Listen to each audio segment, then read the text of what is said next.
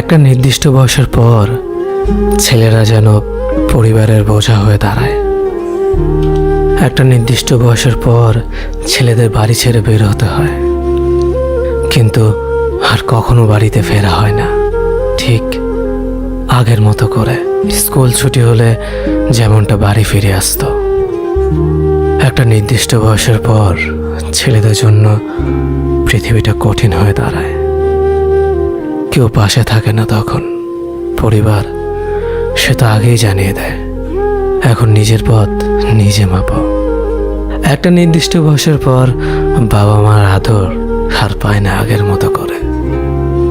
ব্যবহারে বুঝিয়ে দেয় নিজের প্রয়োজন নিজে মেটাতে পারো না, আবার আদর চাও কেন। একটা নির্দিষ্ট বয়সের পর ছেলেরা ডিপ্রেশনে ভুগতে থাকে। আর হ্যাঁ, সেটা ক্যারিয়ারের জন্য, নয়তো যে পরিবার তাকে সন্তান স্বীকৃতি দিতে লজ্জা পায়। একটা নির্দিষ্ট বয়সের পরে পরিবারের কাছে সামান্য কিছু আবদার করার যোগ্যতা হারিয়ে ফেলে ছেলেরা।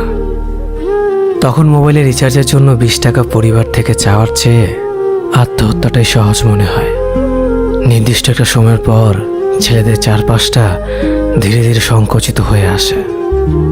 এই সময়টাতে একটা ছেলে কতটা কষ্টে থাকে সেটা কেউ জানতে পারে না। একটা নির্দিষ্ট সময় পর পৃথিবী জানিয়ে দেয় তুমি সোনার চামচ মুখে নিয়ে জন্মাওনি। তখন পৃথিবী তোমাকে একা ছেড়ে দিবে।